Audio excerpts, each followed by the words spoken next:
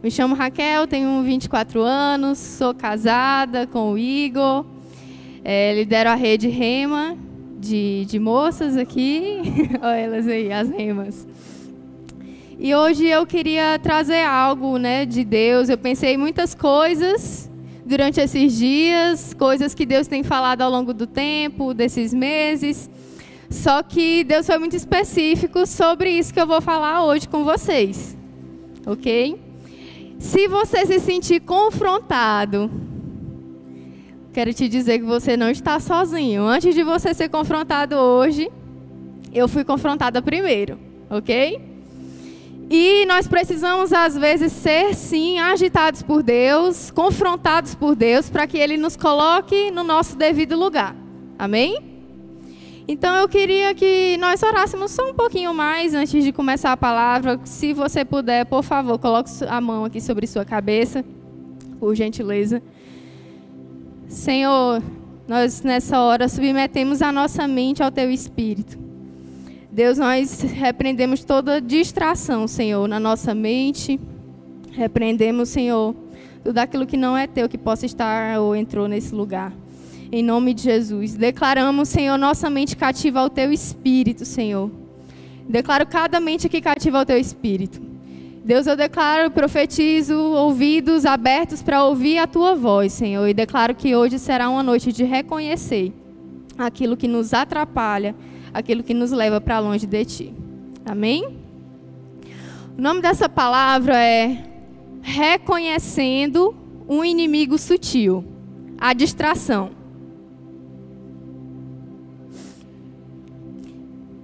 Aleluia. Reconhecendo um inimigo sutil, a distração. E quando a gente fala sobre distração, nós precisamos levar em consideração o contexto da nossa sociedade contemporânea, ok? Qual é o contexto que nós vivemos? Nós vivemos em uma sociedade extremamente acelerada. Toda hora é novidade, a gente entra no Instagram, é uma notícia, a gente puxa assim a tela, já atualiza, já é outra. Ou seja, uma sociedade extremamente acelerada. Então, os anos passam e a tendência é que isso cada vez aumente. Então, galera, os anos se passam, a gente vai ficando mais velho, né? Nós estamos em uma fase da vida já adulta, nós não somos mais adolescentes, que anteriormente a gente não tinha tantas atividades, tantas coisas a fazer. E eu acredito que a tendência é cada vez mais a gente ter tarefas no nosso dia a dia, coisas a serem cumpridas. Né? Às vezes eu fico parando e penso assim, meu Deus, eu morava só na casa da minha mãe, não tinha muita coisa que fazer não, eu ainda achava que tinha tanta coisa. Mas aí tu casa, aí tu vê que a realidade muda, eu ainda não tenho filhos. Se você aí tem filhos, ainda vou chegar nessa fase. Eu sei que você tem muito mais responsabilidades do que eu. Mas, quando eu paro e eu olho a minha vida agora, é muito diferente de anteriormente. Muito diferente. Tem dias que tudo que eu queria era não ter nada para mim fazer. E quando a gente é adolescente, a gente fica num tédio mortal, né? Procurando uma coisa para fazer. E quando chega, você entra ali na fase adulta, você tenta ter algo para não fazer, para respirar um pouco. Domingo passado foi o dia que eu parei assim, meu Deus, não tenho nada para fazer hoje, o que é que eu faço? Eu vou dormir, vou aproveitar um pouco, vou dormir. Então, os nossos contextos sociais, eles exigem muito a nossa dedicação. O trabalho, o estudo, famílias, amigos, igreja, ministérios, nós temos muitas coisas a fazer. E muitas vezes, no final do dia, nós estamos exaustos. Essa é a palavra. Exaustos, cansados. E tudo que a gente quer é só dormir. E às vezes ali nas brechas de tempo, durante o nosso dia, muitas vezes a gente pega os nossos celulares, pegamos os nossos celulares e gastamos o nosso tempo. Não é assim? Nós não somos dessa forma? Nossa sociedade é assim, todos nós somos assim. Inclusive, eu quero trazer aqui um dado do relatório digital de 2024, uma pesquisa, que diz que as redes sociais têm tomado, em média, 9 horas e 13 minutos do nosso tempo, nós brasileiros. E de acordo com esse relatório, o Brasil é considerado o segundo país em que os usuários mais passam tempo online. Eu sei muito bem disso porque eu trabalho com rede social, trabalho com marketing. Tem dia que tudo que eu queria era não olhar meu celular. Mas até nós, muitos de vocês aqui, acredito que tem alguém que trabalha com marketing? Ah, tem. Vocês me entendem. Mas todos nós temos um hábito muito grande de passar tempo no celular, ok? E eu quero falar hoje sobre distrações, trazendo também a respeito do nosso tempo, onde nós temos dedicado o nosso tempo durante os nossos dias. E eu quero te perguntar, aonde é que está Deus nos teus dias? Aonde está Deus nos teus dias? Ou melhor, nós estamos tornando os nossos afazeres um Deus? Isso é para parar e refletir. Para parar e pensar. E outra, olha só, seja eles até mesmo coisas que glorificam a Jesus.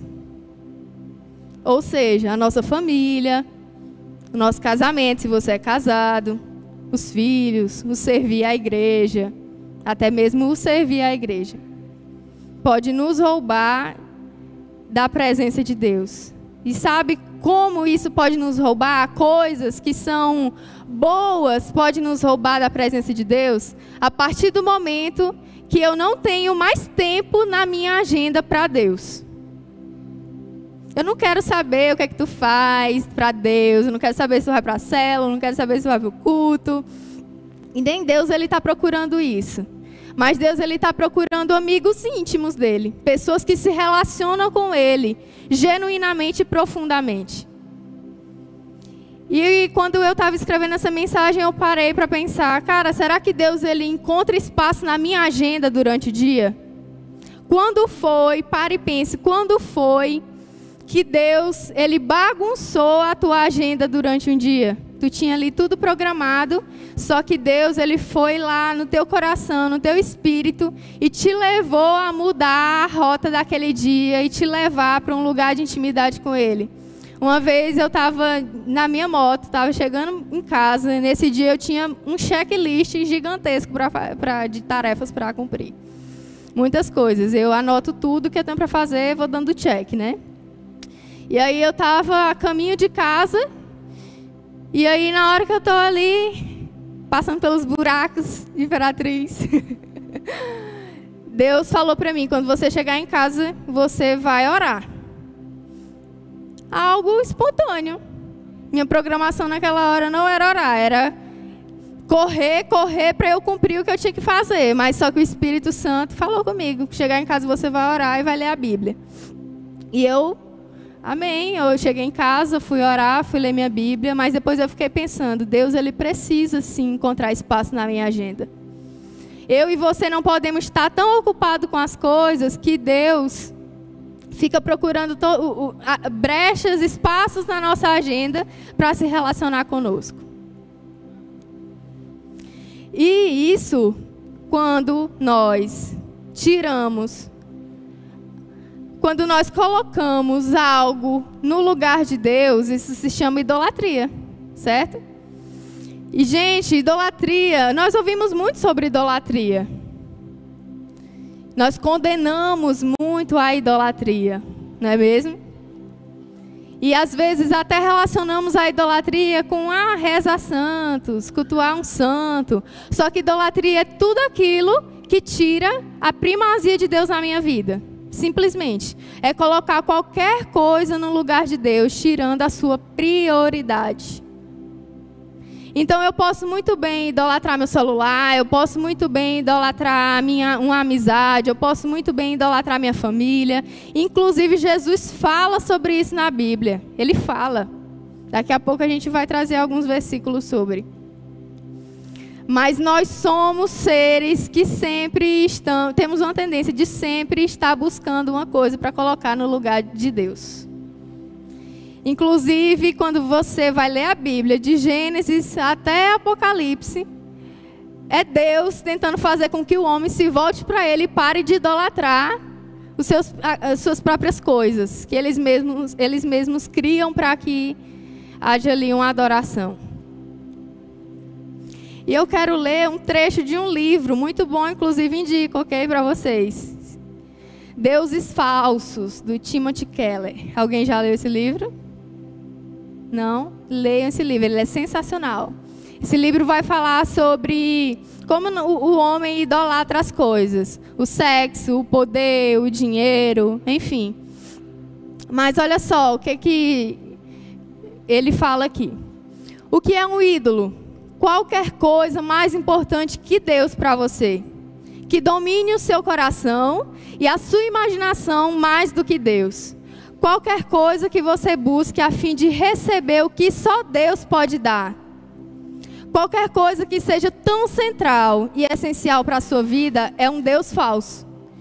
E caso você o perca, sua vida dificilmente parecerá digna de ser vivida. O ídolo tem uma posição de controle em seu coração a ponto de fazer você ser capaz de investir nele a maior parte de sua paixão e energia, dos seus recursos emocionais e financeiros, sem pensar duas vezes. Quantos de nós somos assim? Idolatramos o nosso trabalho. Tantas coisas ocupam muito mais os nossos pensamentos do que aquilo que é de Deus. Pode ser família e filhos, ou carreira profissional, enriquecimento, ou conquistas, manter as aparências, a posição social, tudo isso nós podemos idolatrar. Pode ser um relacionamento romântico, a aprovação das pessoas, a nossa própria competência, a nossa própria habilidade. Às vezes tu olha assim, gente, mas se acha a pessoa, né? Tem pessoas que elas próprias se idolatram. E eu não estou falando de autoestima, sobre nada de autoestima não, ok? Pode ser as circunstâncias seguras, confortáveis, a beleza, o cérebro, uma grande causa política ou social, a moralidade, a virtude, ou mesmo o sucesso no ministério. Então, a gente condena muitos pecados, não é? Às vezes a gente pensa muito que pecado, e realmente é, pecado é eu cair nisso, é eu cair naquilo.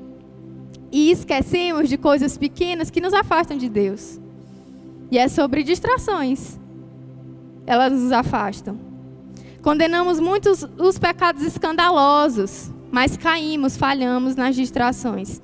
E a gente vive uma vida medíocre. Dentro da casa de Deus. E muitas vezes até fazendo coisas para Deus. Isso é chocante. Muitas vezes eu sou do Ministério de Intercessão, né? Muitas vezes quando eu estou orando por nós ministério, por nós geração também, eu sempre oro, Senhor, não nos deixa ser somente pessoas que vêm para um culto, vai para uma célula. Cara, se nossa vida for só isso, nós somos medíocres. Nós somos cristãos medíocres, pobres. Porque a vida com Deus, a caminhada com Deus não consiste em somente cumprir um checklist aonde eu vou para uma célula e eu me sinto bem. Me sinto bem, vou para o culto, me sinto bem. Não, mas é se relacionar com Ele, porque é nesse lugar de relacionamento que nós somos transformados. Então a gente precisa sim falar de coisas lícitas que nos roubam da presença. Coisas lícitas. Eu quero falar sobre isso hoje. Não são coisas ilícitas, que às vezes tu pode olhar alguém assim, meu Deus, a pessoa está vivendo desse jeito. Mas onde é que está teu coração? Aonde que está o meu coração? Mesmo que a gente vá para uma célula, para um culto, enfim. E na caminhada com Deus, cara, Deus vai tocar em coisas lícitas na tua vida. Ele vai pedir, o Espírito Santo vai te pedir coisas lícitas. Coisas que às vezes tu olha até assim, meu Deus, por que o Senhor está me pedindo isso? Isso não é pecado, não é? Isso não é pecado. Mas muitas vezes Deus ele está testando a nossa obediência. Algumas coisas é porque está mesmo nos roubando dele, por mais que não seja pecado. Não seja. E a gente vai para a Bíblia agora. E vamos ver isso dentro dos contextos bíblicos. Vamos ler aqui Lucas 11, 38 ao 42.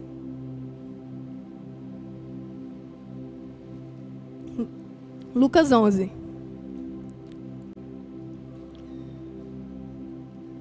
Tá o 10 aí. Bota o 11. Vamos ler a famosa história de Marta e Maria. E muitos de nós ouvimos. Vamos lá. Contudo, Lucas 11, 38. Ah, não, foi eu que escrevi errado, né? Vamos lá. Caminhando Jesus e os seus discípulos chegaram a um povoado onde certa mulher chamada Marta o recebeu na sua casa. Maria, a sua irmã, ficou sentada aos pés do Senhor, ouvindo o que ele dizia. Marta, porém, estava ocupada com muito serviço, então, aproximando-se dele, perguntou: Senhor, não te importas que a minha irmã tenha me deixado sozinha com o serviço? Diz a ela que me ajude. O Senhor respondeu: Marta, Marta, você está preocupada e inquieta com muitas coisas. Contudo, apenas uma é necessária. Maria escolheu a boa parte e esta não lhe será tirada.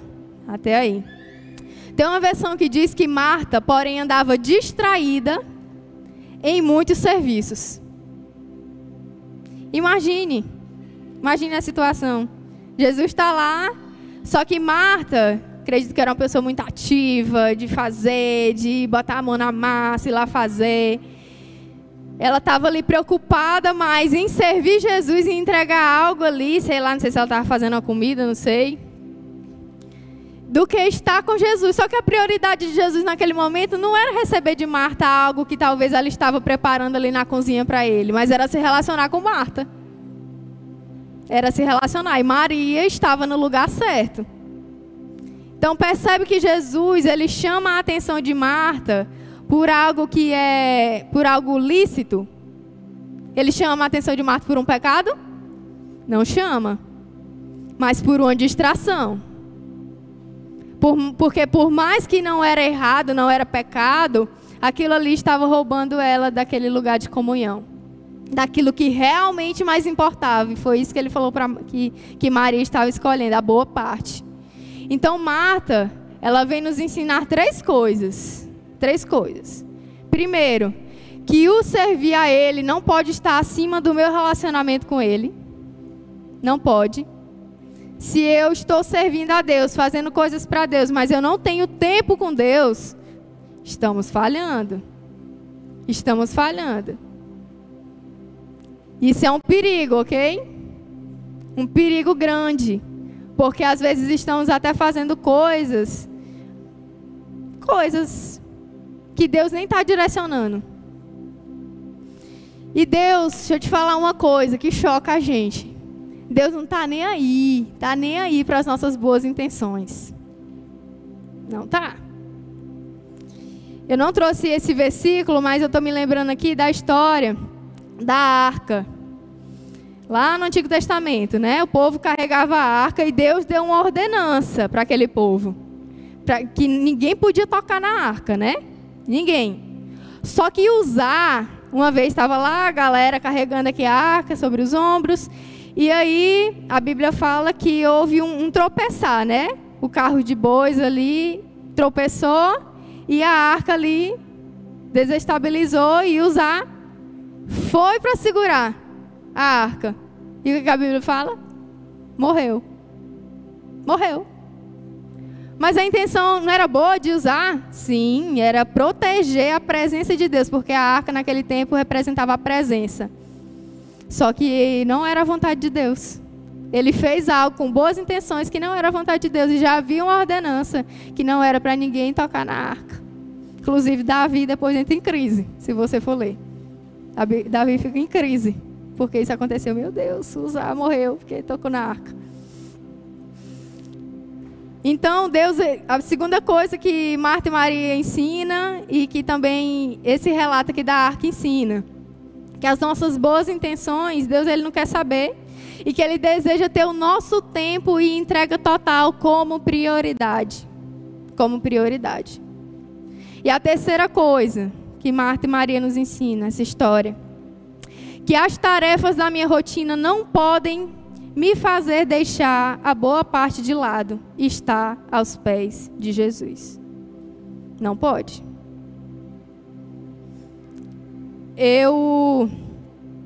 Como Deus tem falado muito isso comigo, deixa eu antecipar bem aqui uma parte.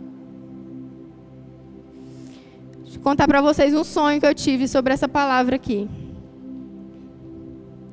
Acho que tem quase 2 meses. No sonho, eu estava dentro de uma igreja muito grande, muito grande. E dentro dessa igreja eu ouvia o pastor Nonato pregando. Eu não via ele, por a igreja ser muito grande, eu só escutava a voz dele, né, soando.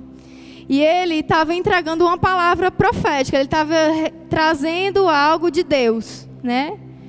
Trazendo algo a respeito do mundo, algo que iria acontecer. Eu ouvia aquilo ali, enquanto eu caminhava dentro da igreja, eu ouvia aquela palavra. E quando eu ouvia, o meu espírito, ele agitava dentro de mim.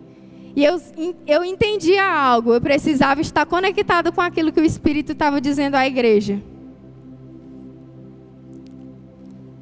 Só que enquanto eu ouvia, muitas coisas tentavam me atrapalhar, me tirar daquela conexão com aquela palavra que Deus estava fazendo o meu espírito ali agitar.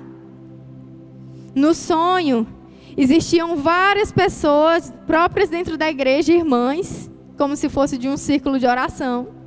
E elas puxavam a minha mão, vem aqui, tem isso aqui para fazer, tem isso aqui para fazer, coisas dentro da igreja. Tem isso aqui, tem isso aqui, tem isso aqui. Aí ela me puxava e de um lado uma pessoa pegava na minha mão e me levava para o meu trabalho. Como se dentro dessa igreja tivesse um espaço também, uma sala, onde eram coisas relacionadas ao meu trabalho. E Deus falou muito claro comigo naquele dia. Cuidado com as distrações. Ele me entregou, assim, a respeito da palavra que o pastor Nonato falou, sim, foi algo que Deus estava falando, algo específico que Deus estava revelando. Mas Deus também estava falando sobre distrações. Então você percebe que eram dois cenários, 2 coisas que me puxavam para um lado e me puxavam para outro. Um era coisas mesmo até dentro da igreja e coisas relacionadas ao meu trabalho, para tentar me roubar daquilo que Deus, o Espírito, estava querendo falar ao meu coração. Isso é forte. Isso é urgente. É muito real. E eu tive esse sonho, ainda estou digerindo ele. Fico brincando, ainda estou fazendo download dele. Meditando, orando sobre, tentando vigiar. Essa palavra aqui, quando eu fui montar ela, eu fiquei com temor de ministrar. Temor, porque eu não posso falhar nisso aqui que eu prego. Né? Toda vez quando a gente ensina, toda vez quando a gente está numa posição de ensino, a gente é cobrado mais, porque a gente está ensinando algo. E Deus vem e nos cobra. Então eu preciso ter temor sobre tudo isso aqui. E depois desse sonho, eu parei, comecei a me analisar. E percebi que eu estava falhando. Ao mesmo tempo que Deus ele traz palavras direcionadas ao meu trabalho nesse tempo que eu preciso me esforçar, preciso melhorar, preciso me dedicar. Deus tem falado isso comigo a respeito do meu trabalho. E eu tenho almejado de forma mais intencional o crescimento. Ao mesmo tempo também ele me traz um alerta, não saia da minha presença. Não saia da minha presença. E eu fui percebendo que eu gastava mais tempo, eu acordava de manhã cedo e até umas 10 horas da noite trabalhando. Quando eu terminava, eu pegava meu celular para ler a Bíblia, eu leio muito em aplicativo. E eu só lia a Bíblia, orava rapidamente, pronto, acabou, fui dormir. E aí quando Deus começou a me agitar sobre isso, eu falei, não, isso aqui está errado, eu preciso melhorar, eu preciso orar mais. E aí aconteceu que até algumas circunstâncias difíceis surgiram e eu fui parar para pensar, eu acho que foi Deus. que colocou essas coisas para mim voltar lá para onde eu saí, de onde eu saí, que é o lugar de oração, de passar mais tempo lá. Aí o que foi que eu fiz? Ok, o meu dia é cheio, muito cheio. E às vezes quando eu chegar à noite, minha mente já está esgotada. Esgotada, eu trabalho com criatividade, exige muito de mim, da minha cabeça. Falei, vou acordar de madrugada, é a única opção. Coloquei o despertador para 5 horas da manhã e fui orar. E percebi que é um ótimo horário para mim orar, porque é o horário que minha mente está tranquila. Eu acordei, não estou com coisas do trabalho ainda, vou lá orar. Depois, dependendo do horário que eu termino, vou dormir, mas orei. E meus amigos, nós precisamos sair do nosso lugar de comodismo, porque se a gente sempre for olhar o que a gente tem que fazer, a gente nunca faz nada para Deus, nunca tem tempo com Deus, nunca tem. Se a gente não abrir mão de coisas, a gente vai caminhar vazios da presença de Deus. Quero ler agora Lucas 14, do 15 ao 20. Vamos ver aqui sobre a parábola da grande ceia. Ao ouvir isso, um dos que estavam à mesa com Jesus lhe disse: bem-aventurado aquele que comer no banquete do reino de Deus. Jesus respondeu: certo homem estava preparando um grande banquete e convidou muitas pessoas. Na hora de começar, enviou o seu servo para dizer aos que tinham sido convidados: venham, pois tudo já está pronto. Eles, porém, começaram, um por um, a apresentar suas desculpas. O primeiro disse: acabei de comprar uma propriedade e preciso ir vê-la. Por favor, desculpe-me. O outro disse: acabei de comprar cinco juntas de bois e vou experimentá-las. Por favor, desculpe-me. Ainda outro disse: acabo de me casar, por isso não posso ir. Era coisa ruim que esses homens estavam a fazer? Até casar? A gente pode muito bem dizer: ô glória, casar é bênção, olha que coisa boa, acabei de comprar uma propriedade, glória a Deus, é resposta de oração. Acabou de comprar 5 juntas de bois, glória a Deus, é resposta de oração. Acabo de me casar, não posso ir, bênção, olha só, um casamento. São coisas boas, muito boas. Só que roubou Deus, o lugar que era de Deus na vida desses caras, desses homens.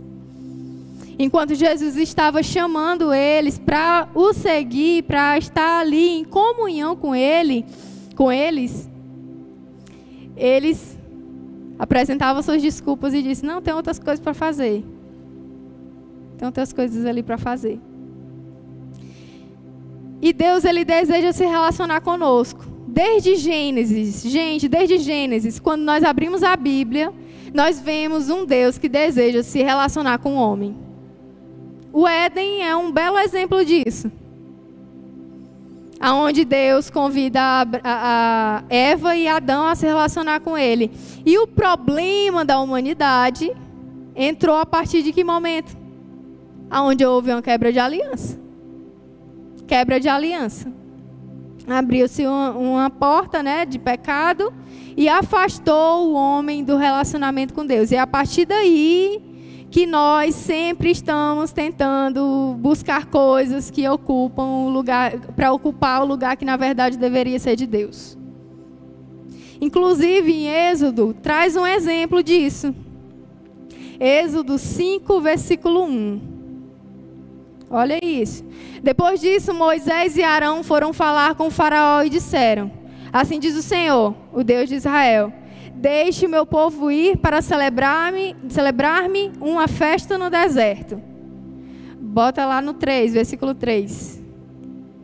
Eles insistiram: o Deus dos hebreus veio ao nosso encontro. Agora permite-nos caminhar 3 dias no deserto para oferecer sacrifícios ao Senhor, o nosso Deus. Então perceba que aqui existe um convite de Deus. Libera o povo aí, faraó, para que eles possam me adorar. Caso contrário, ele nos atingirá com pragas ou com a espada. O rei do Egito, porém, respondeu: Moisés e Arão, por que vocês estão fazendo o povo interromper as suas tarefas? Voltem ao trabalho. Disse também, essa gente na terra já é tão numerosa e vocês ainda os fazem parar de trabalhar. No mesmo dia, o faraó deu a seguinte ordem aos feitores e capatazes responsáveis pelo povo: não forneçam mais palha ao povo, preste atenção nisso. Não forneça mais palha ao povo para fazer tijolos como antes. Eles que tratem de ir a juntar a palha, ou seja, ele está dificultando a vida do povo aqui para eles trabalhar mais. Exijam deles a mesma quantidade de tijolos que já faziam antes. Não reduzam a cota, são preguiçosos. Por isso estão clamando: deixe-nos oferecer sacrifícios ao nosso Deus. Até aí. Então, qual foi a estratégia aqui de Faraó? Aumentar a carga de trabalho do povo, dificultar, para que eles não tivessem mais tempo para adorar a Deus. E Faraó aqui representa a imagem do diabo em Êxodo, né? Em muitas situações aqui. Então, muitas vezes o inimigo sim está investindo em coisas, até mesmo boas, que vai trazer dinheiro para a gente, tantas coisas boas, para que nos roube da presença de Deus, para que nos roube do lugar de adoração. Quando eu fui preparar essa palavra, Deus falou algo comigo. Antes mesmo de preparar, na verdade, foi a primeira coisa que Deus falou. Acho que uns 2 cultos anteriores. Eu estava bem ali na intercessão. E quando Deus confirmou essa palavra comigo, Ele disse que hoje seria uma noite de restaurar altares. De restaurar altares. Eu sei que aqui, acredito porque Deus falou, é porque tem. Muitas pessoas que têm colocado coisas no lugar de Deus. E essas coisas precisam sair desse lugar. Algumas ser realmente excluídas, deletadas. Tem outras coisas que devem só estar no lugar que deveria estar, para que Deus seja prioridade. Mas eu sei de uma coisa: Deus deseja restaurar altares aqui essa noite. Altares. E no Antigo Testamento, muitas vezes, Deus trata com o povo para que o altar seja restaurado. E quando eu falo de altar, eu me refiro a um lugar de adoração a Ele, de intimidade com Ele, que precisa ser restaurado. Talvez lá atrás a gente se dedicava mais tempo com Deus. A gente orava mais, lia a Bíblia mais, jejuava mais. E hoje nem tanto. Nem tanto. Então, sonde seu coração. Sonde seu coração, assim como eu tenho sondado bastante o meu. E quando eu falo essa questão de trabalho, eu até tremo na base, né? Porque eu trabalho, minha gente. Eu empreendo, quem empreende sabe. A gente, quando está na CLT, diz assim: quero ter uma empresa, que eu vou trabalhar menos. Confia que tu trabalha menos quando tem uma empresa. Tu trabalha triplicado, mas não trabalha menos. Então eu tremo na base quando eu falo sobre isso aqui. Porque Deus, Ele precisa ser a minha prioridade, acima de qualquer coisa. E C.S. Lewis tem uma frase que ele diz assim: nunca houve um homem mais ocupado que Jesus, e mesmo assim ele não deixava de orar. Nunca houve. Se você vai abrir a Bíblia e ler, você vai ver: meu Deus, esse homem não tinha paz, não. Todo lugar que ele ia era gente atrás dele. Ele acordava até de madrugada para orar, para ver se naquele momento ali ele tinha realmente um período a sós com o Pai. Porque em todo momento Jesus estava rodeado de multidões. E ele sempre tinha algo para fazer. Era uma pessoa para curar, era uma pessoa para ressuscitar. Ele sempre tinha alguma coisa para fazer. Então Jesus é a pessoa que derruba todos os nossos argumentos de que nós não temos tempo. Ok? Você ia dizer assim: não, é porque pessoas que passam muito mais tempo com Deus, em intimidade com Deus, em oração, em Bíblia, em jejum, é porque tem tempo. Não, é porque prioriza Deus. Prioriza Deus. Então, não precisa botar o versículo não, só vou mencionar aqui. Em Marcos 6,31 diz que ele não tinha tempo nem para comer. Não tinha tempo nem para comer. Nesse cenário aqui. Ele e os discípulos não tinham tempo nem para comer. Em Mateus 13 diz que em todo lugar ele estava cercado de multidões. Em Marcos 1,35 diz que ele acordava muito cedo. E durante a noite ainda tinha tempo, logo depois, né? E durante a noite ele ainda teve tempo de acalmar uma tempestade. Então Jesus, ele sempre estava ocupado. Mas nós somos experientes de dar desculpas. Somos experientes em dar desculpas. Ah, não, mas é isso. Ah, mas eu trabalho, mas eu estudo, mais isso e mais aquilo. Meu amigo, eu quero te falar só uma coisa que eu tento todo dia lembrar. No dia que eu chegar na eternidade, Jesus não vai estar querendo nem saber. Ah, mas é isso, é aquilo, é isso, é aquilo. Ele quer saber como é que está meu coração. Ele tá em chamas, tem fogo dentro de mim. Eu ainda tenho óleo dentro de mim. Eu estou pronto, eu estou preparado, eu estou vigiando. Jesus, ele sacode tanto a gente, cara, em relação a isso. Quando ele está prestes ali a ser crucificado, a Bíblia relata, ele chama os discípulos para vigiar e orar com ele. E aí ele vai lá em grande aflição, aquele momento onde ele está sentindo dentro dele aquilo que viria, que era a crucificação, que era um momento de realmente cumprir totalmente a vontade do Pai. Os discípulos, fiquem aí, vigiem e orem. Ele deu esse recado para os discípulos, saiu, deixou eles lá e foi orar. Quando ele retornou, os discípulos estavam dormindo. Meus amigos, Jesus, ele entregou algo para nós também. Ele subiu aos céus e ele nos deixou aqui. Nós estamos dormindo ou estamos acordados? Nós estamos atentos, vigilantes, buscando ele, sendo direcionados pelo seu Espírito, ou estamos apáticos, apenas vivendo de forma qualquer os nossos dias, no automático? Isso é algo que nós precisamos pensar. E olha só, isso aqui é alarmante. O diabo, ele investe em nos distrair para que nós sejamos cristãos fracos, sem poder de Deus, que não incomoda o inferno, apenas vai a uma igreja, oferta e vai para uma célula. Ele investe. Quando o diabo vê que não consegue mais fazer a gente voltar para aquilo que lá atrás a gente caía, eu não consigo mais. Não consigo, ela não volta mais. Então o que ele vai fazer? Tentar fazer? Te distrair. Te distrair. Porque ele sabe que se você estiver distraído, eu e você estiver distraído, nós não vamos ter revestimento de poder do Espírito Santo. Nós não vamos estar cheios do Espírito Santo. A gente só vai estar cumprindo tarefas. A gente precisa estar atento. Quando Jesus subiu aos céus, ele deixou uma ordem, né, para o povo lá. Você vai ver em Atos 1, que ali o povo estava esperando o Espírito descer. Né? Houve uma ordenança de Jesus. Fiquem em Jerusalém até que vocês sejam revestidos de poder. E aí o Espírito, ele vem sobre aquele povo. Eles são revestidos de poder. E aí é que começa o agir de Deus no meio da igreja. A igreja se erguer, se levantar. E a bagaceira acontecer.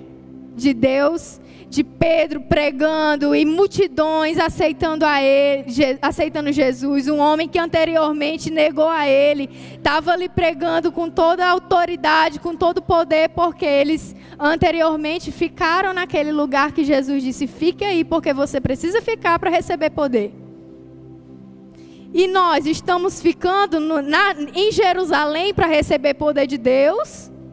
Ou nós estamos só fazendo as coisas?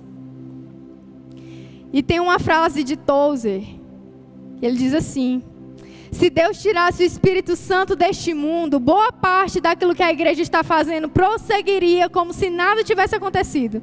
E ninguém notaria a diferença. Vou repetir isso aqui. Se Deus tirasse o Espírito Santo desse mundo, se Deus tirasse o Espírito Santo do meio dessa igreja, boa parte daquilo que a gente está fazendo prosseguiria como se nada tivesse acontecido? Alguém notaria a diferença?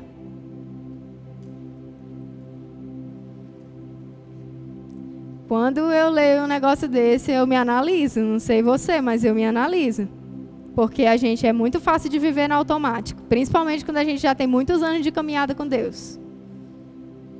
Principalmente porque a gente aprende como fazer, a gente aprende o que falar, a gente aprende a orar.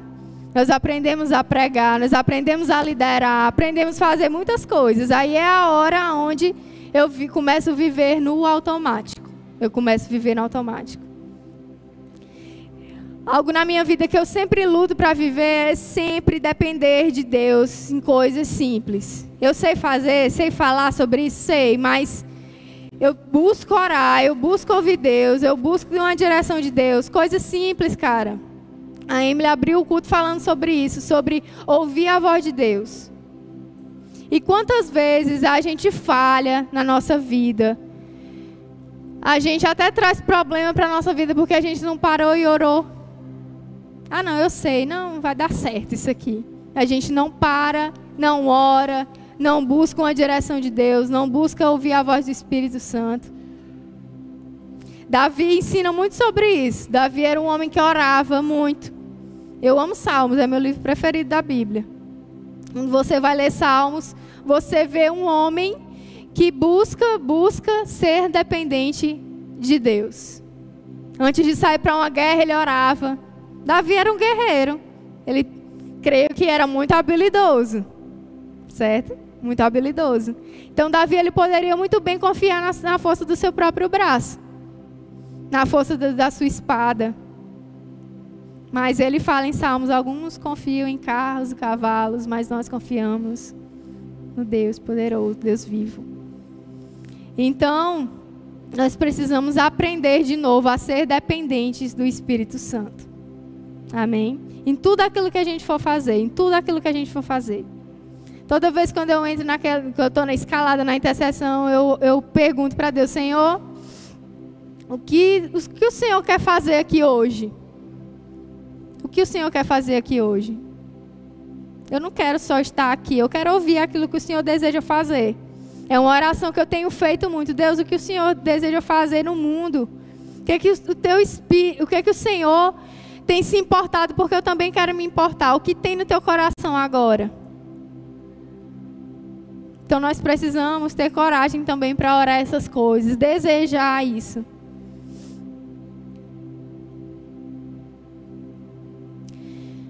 Então, muitas vezes a gente tem vivido uma vida onde a gente se contenta em apenas ser salvo. Apenas. Olha, coisa boa, eu sou salvo. Aceitei Jesus um dia, recebi o Espírito Santo, fui batizado, fiz encontro. Vou para o céu, glória a Deus, e aleluia. E a gente se contenta em apenas ser salvo. Mas eu quero te dizer que existe um nível mais profundo. Existe um nível mais profundo para aqueles que buscam a face de Deus. Eles experimentam do seu poder e do sobrenatural. A gente só vai incomodar o diabo a partir do momento que a gente é cheio do poder do Espírito Santo. Se nós não formos... E, gente, é consequência. É o que a gente não vive dizendo, hoje eu levantei que eu vou incomodar o inferno. Não, é consequência. Quando nós vivemos cheios da presença de Deus, é consequência. Incomoda. Então, nós precisamos do revestimento de poder. E não só para que a gente viva coisas profundas, mas existe um perigo muito grande quando a gente vive somente satisfeito em ser salvo e a gente não busca ter profundidade com Deus. Sabe qual é o perigo? De voltar às coisas que anteriormente eu fazia que desagradava a Deus. Porque você vai se tornando morno. Morno. E Deus, ele fala isso em Apocalipse. Sobre o frio, o morno e o quente. Frio, morno e o quente. E Deus fala que tem vontade de vomitar o morno. Isso aqui... Às vezes a gente até foge de ouvir um negócio desse, né? E às vezes eu paro e eu me analiso. Será que Deus tem vontade de me vomitar? Será que eu sou morna? A gente tem que parar e pensar isso. E Deus, ele fala, ou tu é frio, ou tu é quente. Mas não seja morno, não. Porque é mais preocupante uma pessoa que está aqui, na casa de Deus, salvo, satisfeito, do que alguém que é frio. É mais preocupante para Deus. Então, existem coisas exclusivas para aqueles que são cheios do Espírito Santo e revestidos do seu poder. Tem coisas que Deus, ele deseja nos usar em alguns momentos, em algumas situações, em algumas circunstâncias. E você só vai ser usado se você estiver sensível ao Espírito Santo. Se você tiver conexão com Ele, tiver intimidade com Ele. A Bíblia diz que nós somos chamados para sermos cooperadores de Deus. Cooperadores. A Bíblia diz que tem coisas que são reveladas para os amigos, para os íntimos. Para aqueles que temem a aliança. Quando eu olho para os discípulos, eu gosto muitas vezes de observar João. João era um amigo íntimo de Jesus. A Bíblia diz que teve ali um momento que ele até repousou a cabeça no peito de Jesus. Ele tinha intimidade. Tem um momento que Jesus ele sobe para um monte, que é o momento ali da transfiguração, né, onde ele é revestido de glória. E ali não estava todos os discípulos, não. Estava somente alguns. Alguns. E eu fico às vezes me perguntando, seria eu essa mais próxima de Jesus? Seria eu? Bora ler a parábola das 10 virgens? Mateus 25. Já estou concluindo. Mateus 25, do 1 ao 13. O reino dos céus será semelhante a 10 virgens, que pegaram as suas lâmpadas e saíram para encontrar-se com o noivo. 5 delas eram insensatas e 5 prudentes. As insensatas pegaram as suas lâmpadas, mas não levaram óleo. As prudentes, porém, além das lâmpadas, levaram óleo nas vasilhas. O noivo demorou a chegar e todas ficaram com sono e adormeceram. À meia-noite, ouviu-se um grito: o noivo se aproxima. Saiam ao encontro dele. Então todas as virgens acordaram e prepararam as lâmpadas. As insensatas disseram às prudentes: deem-nos um pouco de óleo, pois as nossas lâmpadas estão se apagando. Elas responderam: não, pois pode ser que não haja o suficiente para nós e para vocês. Vão comprar óleo para vocês. Saindo elas para comprar óleo, chegou o noivo. As virgens que estavam preparadas entraram com ele para o banquete nupcial e a porta foi fechada. Mais tarde chegaram também as outras e disseram: Senhor, Senhor, abra-nos a porta.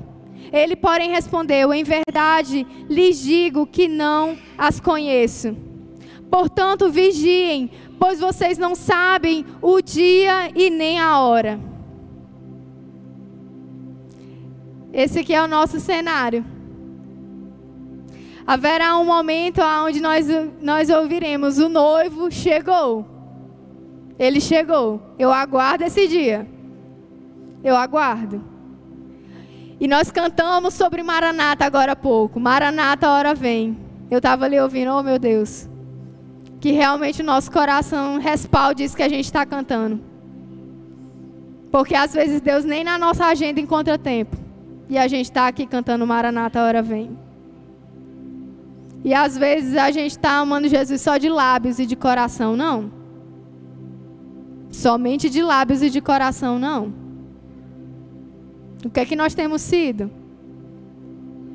Virgens como as insensatas ou como as prudentes? As prudentes tinham óleo. E óleo representa poder, Espírito Santo, como eu falei. Elas tinham em abundância. E haverá um momento onde nós iremos, isso será revelado, o que tem nas nossas candeias vai ser revelado.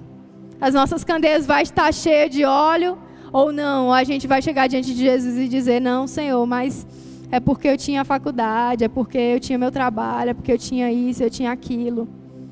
E muitos dirão, a Bíblia diz, mas em teu nome profetizamos.